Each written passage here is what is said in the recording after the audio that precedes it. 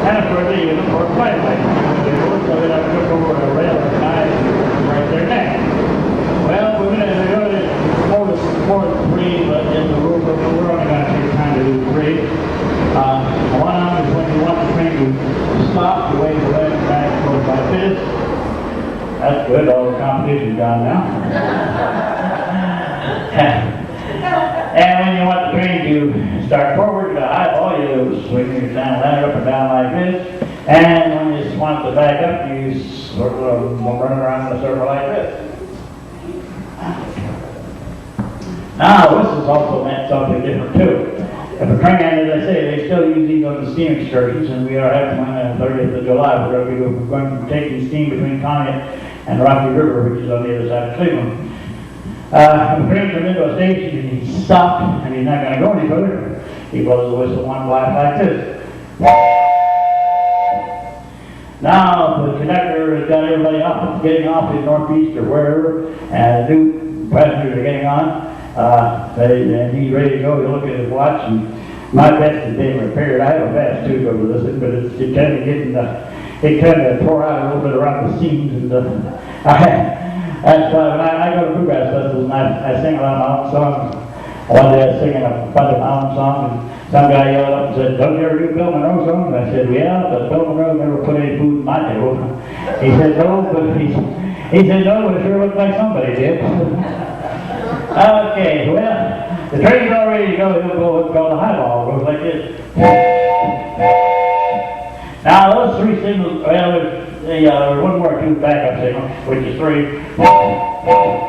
Now, those 3 are in the rule book. There's one I'll show you that's not in the rule book. In case you ever hear it, you'll know what it means. That means, boy, did you get a look at that chick back there?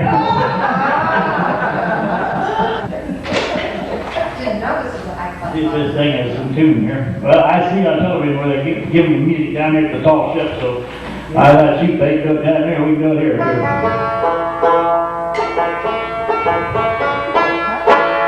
This thing's like my ex-wife, it keeps going out of tune. He was shaped like her, so she had a little bit up here, long skinny neck here, and a big round bottom down here. Okay, we got any Baptist schools today? My dad was a 12th, you wouldn't know it by me, my dad was a 12th generation Baptist preacher. I just heard on Hee-Haw not too long ago, Grady Knapp told him he was a Baptist preacher himself. This fellow died and he goes out and found himself in a twilight zone. And there's a train sitting there, and the train on the side, some train says, "Just outside New Orleans is a great big toll gate. We gotta stop and pay the man some money." Just we see a train coming into the gate.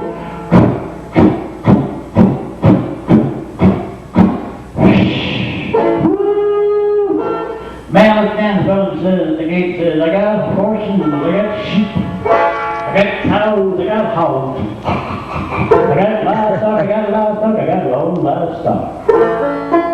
Well, the fellow at the gate says, "You're all right, go on through." So he opens up his steam and he blows the highball. Woo, woo, he opens up his cylinder cops.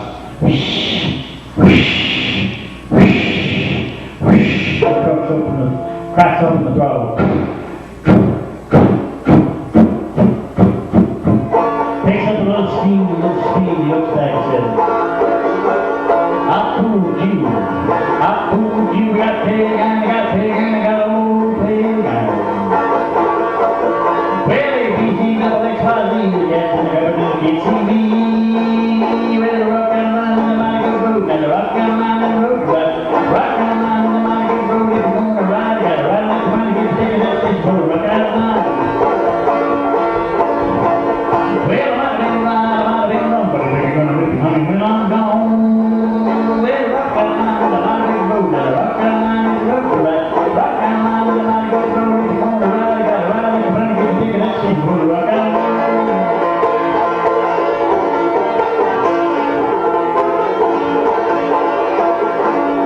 Well, around the curve, come a passenger train, fireman says that looks like rain. Conductor says, "What can it be? A hot cup of coffee or a cold cup of tea?" Well, rock and line in the mighty good road, rock and line in the road, rock and line in the mighty good road. If you're going to ride, you got to ride like the money gets taken up, it's for the rock and line.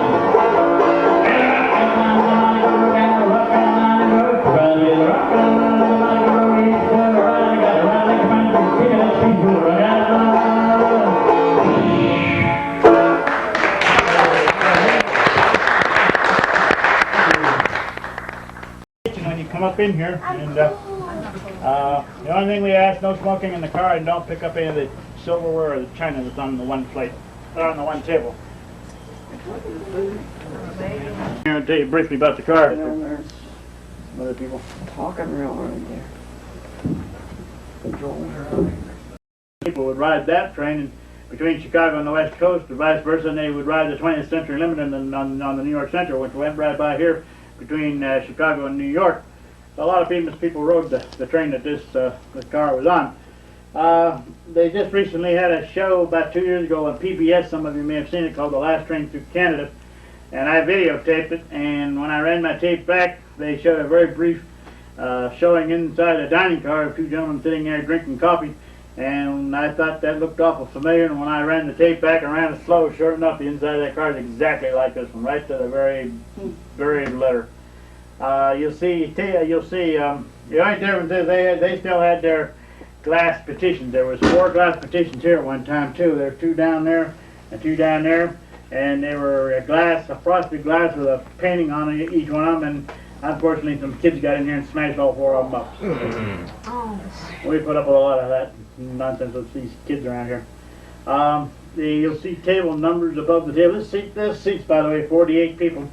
And there would be a steward in here, and he was completely in charge of the dining car as well as the kitchen. And there was generally a crew of about 3 or 4 people working in the kitchen, and one waiter in here and the steward. And you had to take a table number. You'd come in, and if there was a table available, like number 6 there and number 5 here, the steward would tell you the table number, then that's where you'd go and sit.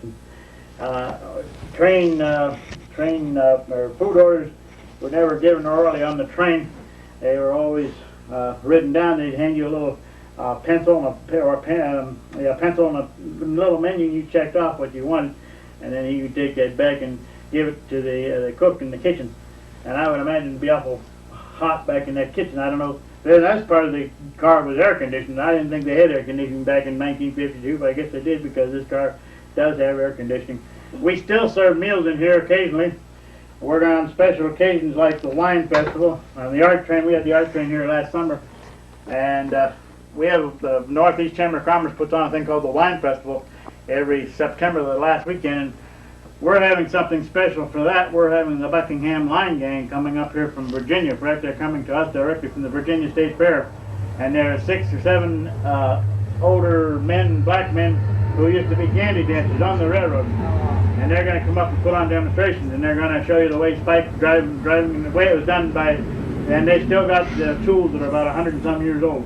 And they're going to put on demonstrations, and then they'll sit down and answer questions for you and pose for pictures. So we're looking forward to that ourselves, the last weekend in September. Okay, we'll leave here and go right over to the Heisler locomotive then.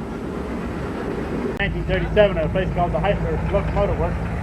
And this little gal worked her whole life in Ashtabula, Ohio at the power plant. And we had a close to the very same one.